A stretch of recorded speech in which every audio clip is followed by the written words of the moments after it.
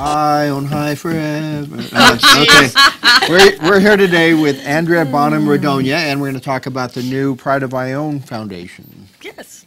Well, thanks for having me. You're welcome. Is this your brainchild?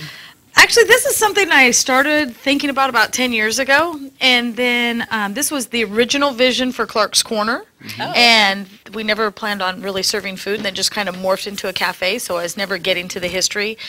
We did do like pictures on the tables, but we always had this bigger vision. So January 16th, I started full-time on the Pride of Ione Foundation. So yeah, Craig Clark did the seed funding, and so since January 16th, this is what I've been doing. So tell me what it is. What is the... So the Pride of Ione Foundation, basically our vision is to use the power of history to transform, enrich, and build our community. And it's all about projects that either beautify, preserve the history, or bring the community together. So that's kind of our three focuses.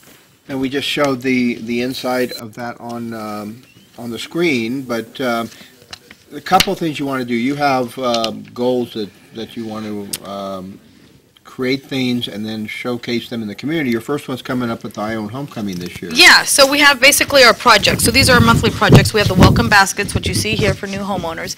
And then we're doing documentaries actually quarterly. And the first one we're doing is on Ione Homecoming, and it's May 9th, the Thursday before Homecoming, so it'll become part of Homecoming every year. This year it'll be on Ione Homecoming. Leave that right there. Okay. Every year after that, it'll be the story of the Grand Marshals. So tickets go on sale Monday at Clark's Corner, and it'll be shown at Clark's Corner 6 o'clock the Thursday, May 9th, before Homecoming. The welcome baskets have already been very successful, right? Yeah, the welcome baskets exceeded any expectations I ever had. So I had this idea of, well, when new folks come in, especially from out of the area, how do they know about our history and want to keep things? And our local products. I see you Yes, got the honey I got... and Rick Finch, one of my favorites. I got his local honey, plus, you know, he also has the body shop. So I went to one of the realtors and talked to them, thinking, okay, I'll do my first one and get a little organized. And I got 35 baskets.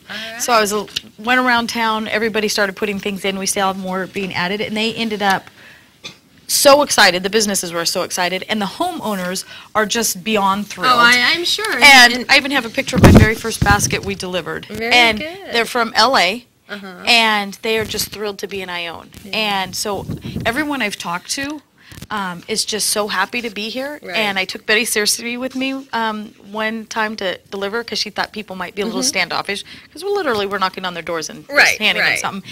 And people have invited us in, and the whole thing has just been amazing. It's Ione. And it looks like you're not talking about the Unabomber stuff. Oh, it's phenomenal. I'm very touched by the whole thing. It looks like you provide them with a lot of local information as well. And they also have gift certificates and coupons. So the baskets are worth over $35 just in their savings that they get. Very good. And then things like the birthday calendar, which is fun. It's been going for 49 years. It's a fundraiser for the Picnic Association. Let's talk about some of the other goals. You've mentioned the welcome baskets and the documentary that's going to happen on Thursday night before Homecoming. Is that right? And then we also are doing soldier baskets. These are something we're working with the Veterans Group and also the LDS Church and Boy Scouts.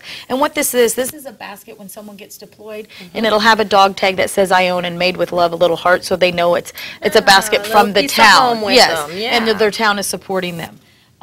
So those we'll also be doing quarterly. We start those in May, after Homecoming.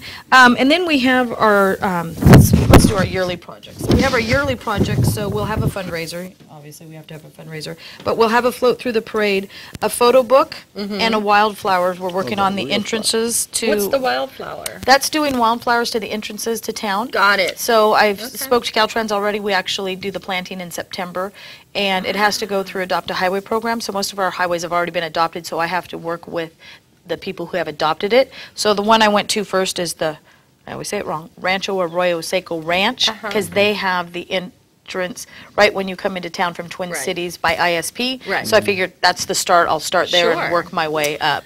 Wow, that's going to be beautiful. Yeah, so I'm really excited about that one. You have to go through the Caltrans process. Yes. And then we have some exciting... Wait a minute, you have to go through Caltrans You have to cut through all the red tape. Cut through all the red tape. Yes, to plant the native wildflowers that actually the Native Sons they're into the poppies. So when I talked to Right. Dwight, he's excited about the poppies and the native sons. So then we have our special projects, and these are as, time and money allow. But we would like to we will have one QR code on the Scully building where Clark's Corner is, and a QR code, for those who aren't aware, it's called a quick response code. It looks like a barcode. Your smartphone takes you right to a little page that tells you all about it. I have the full history of that building because Etta Scully shared her family history. We have handwritten notes of what lumber to use by Josephine Scully, who built it. Kiosk, this is one of my favorite things. Two of my first ones I want to do are for Evelyn Bishop and Ed Hughes out at Howard Park. And then we have an iPad app. We have a walking tour. We'd like to get it online and then also get some pictures with it.